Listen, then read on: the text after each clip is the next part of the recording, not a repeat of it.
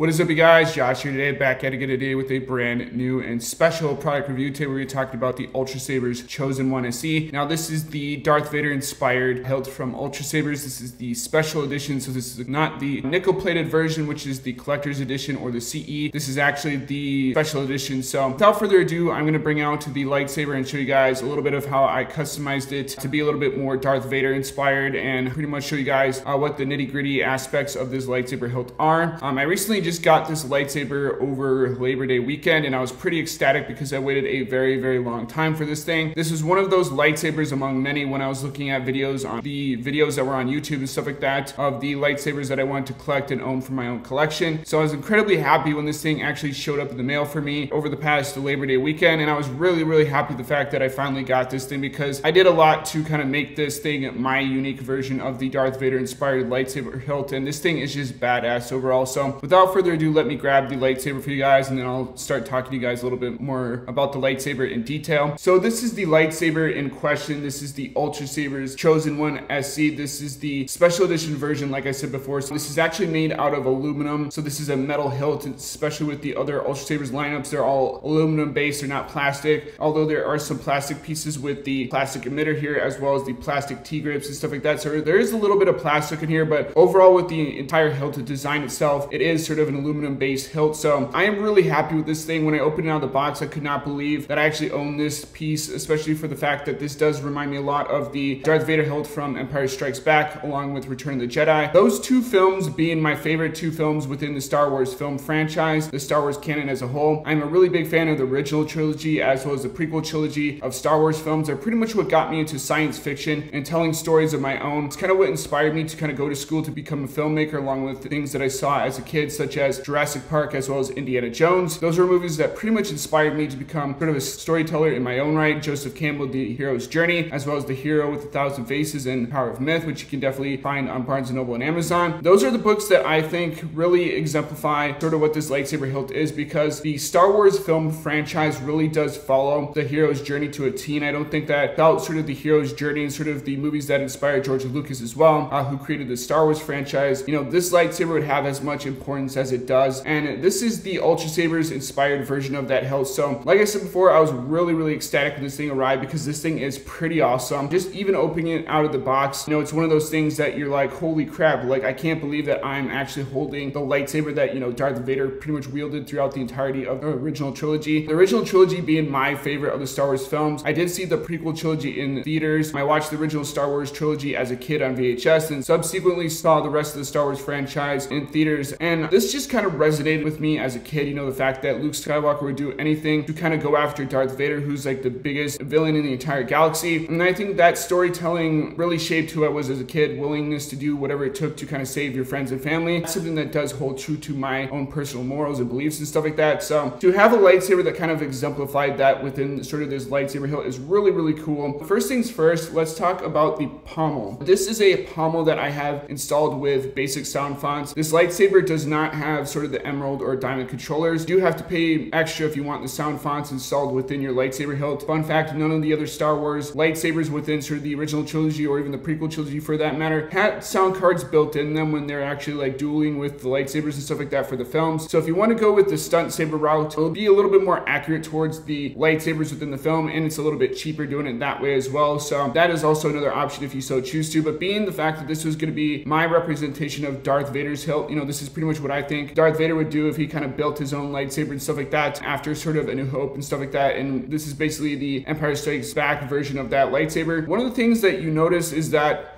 the pommel is relatively unique. It's kind of flush with sort of the rest of the hilt and stuff like that. Your sound card is going to be stored right here. So when you get this lightsaber, what you're going to want to do is unscrew the pommel and stuff like that, kind of like what I'm doing. I'm not going to unscrew it all the way just because of the fact that I already have the lightsaber sound effects pretty much initiated. So you're gonna just tap the pommel with your hand ever so slightly, and then the battery compartment is gonna come out, and then you kind of just pull this tab, and that sort of activates your Obsidian sound card, which is stored right here, like I said before. This is a really sweet sounding sound system because it does sound a lot like the movie hilt versions. You can't control or, you know, add in sound fonts later, kind of like what the emerald and diamond controllers could do. But even with the basic sound fonts, this does sound really cool. This does take, I think, lithium ion battery, so keep that in mind online when you're actually buying batteries for your lightsaber hilt, but there are ones that have sort of this recharge port that you can install in your lightsaber hilt. Like I said before, this is extra, but the reason why I kind of want to do basic sound fonts is because I kind of wanted to go all in my lightsaber. The fact that I kind of want to customize it so that it's a little bit budgetary friendly, and the fact that I want to kind of, you know, have a little bit of sound fonts installed with here, because there's nothing cooler than having sort of a Darth Vader lightsaber with sounds. The AV switch here is actually standard within the Ultrasabers movie inspired replica hilts. You don't have to pay anything extra for it. What I did pay extra for is the Illuminated AV switch, which is extra. On the Ultrasabers website, you can customize it and have either a non-illuminated AV switch or the illuminated AV switch. I just personally thought that was cool because I do have a blazing red lightsaber blade, so when this activates, the red of the activation switch from the LEDs in here shines through, and then you kind of get that really cool lightsaber color kind of going through sort of the activation switch of the lightsaber hilt itself. So I think that's pretty awesome. Now, I would not recommend this lightsaber for dueling purposes. I think if you're going to be dueling with a lightsaber, you might want to consider going with the Graflix or the Prophecy or some of the other lightsabers that I've pretty much showed on the channel before. This is more for a display purpose type of lightsaber, so if you have it on a shelf or have it in sort of a movie room, it's definitely a conversation starter, especially when people walk in and they see this lightsaber either hanging off a rack or something like that, or, you know, just displayed on your shelf somewhere. You can remove the blade, which is awesome. There is a way to do that. I personally haven't done that yet, so I'll have to do some research online on how to do that. Maybe I'll show you guys how to do that in a future video, but you can put a blade plug in here, and that way you can kind of display without sort of the lightsaber blade itself, which I definitely think is a really cool option. When I did order this, I did get the sort of Allen wrench key, and I ordered a blade plug, and I did get the Allen wrench key, so that is another thing to kind of keep in mind. If you want to remove this little piece here, this does get in the way when you're dealing with it, and it does hurt, especially when you're swinging this lightsaber blade around. So that's kind of the reason why I would not recommend dueling with this blade. I would kind of recommend you using this for things like going to cosplay conventions and stuff like that, or actually, you know, just, you know, mess around with it, you know, here and there at the house. Especially when you are out and about and you're taking pictures with this. This definitely does look relatively good, especially when you got the lightsaber blade activated and you're kind of taking photos and videos and stuff like that. It definitely does look good on camera. I did choose the black anodizing on this just because of the fact that you can opt in for the chrome version of this, but I figured I wanted to keep it kind of flush with sort of the black T-grips here, as well as the emitter plastic piece here. I just thought it would look a little bit cooler, and actually does, especially when this thing is activated and illuminated. The other thing that comes standard with the lightsaber hilt itself is this Covertec wheel. You know that the Covertec wheels and some of the other lightsabers, when you buy them, the non-movie hilt ones, are not standard, so you do have to pay a little bit extra if you want to clip this to a belt. But this will work with sort of the Star Wars Galaxy's Edge belt clips, as well as the Ultrasabers belt clips if you already have some. I already have a couple of them, so if I want to just put this on sort of an Ultrasabers belt clip, I can obviously do so. I do have a Star Wars Galaxy's Edge belt for my Luke Skywalker Return of the Jedi inspired Legacy lightsaber hilt, so if I want to put that on here, I can definitely do that as well. And, you know, I can swap them out whenever I see fit. So that is another option if you do want to kind of put this on a belt, if you're taking this to, you know, sort of Comic-Con or San Diego Comic-Con or New York Comic-Con or just any other comic convention, stuff like that. That's also an option. So with that being said, let's actually try out sort of the basic sound fonts of this lightsaber hilt. I am going to start it off by hitting the activation switch, and you'll see sort of the illuminated AV switch turn on. I'm going to do that right now by holding on the activation switch button right here. And then, as you can tell, with sort of the lightsaber hilt, you get sort of this really cool white inner core going through the hilt of the lightsaber that you can see on video. In real life, it just looks like a standard blade, and this is the blazing red color of this lightsaber hilt. And on Ultrasabers website, you can choose different color, you know, lightsaber blades. If you want to make this red, green, blue, purple, yellow, whatever you want to do, you can sort of choose different colors for it. This is a static color, so I can't really change the blade color or anything else of that. You want to be able to do that. Obviously, you want to go with sort of the emerald or diamond controllers, and you can kind of change the blade colors pretty much at will whenever you want to with the activation switch. There's videos online showing you kind of how to do that if you kind of want to do that with sort of your lightsaber, if you want to fork over the extra money for that and actually purchase the lightsaber with the added features to it. For me, I just wanted to have a basic lightsaber hilt with sound that has the iconic movie sound effects to it, and this definitely does, as you guys can kind of hear while I'm talking to you guys through this video, or some of the other sound effects. But you just kind of swing the lightsaber blade and it starts making sort of the classic sound effects. It does have sort of the clash sound effects too when you kind of clash lightsaber blades together, so I'm going to do that here for you guys right now. So you kind of get that going on. This does have flash and clash or flash on clash installed on it. And though my lightsaber does not change colors when it does do the flash on clash, that is an added feature. And I'm gonna activate that by just holding down on the sort of power button for a little bit. And you got sort of the flash on clash sound effects on there. If you have the flash on clash installed, it would sort of flicker and make sort of different colored flashes on there when this is going off and stuff like that. And to turn it off, you just kind of press down on the power button once again, and there you go. And then to turn it off, obviously, all you do is hold down on the power button and it'll turn itself off.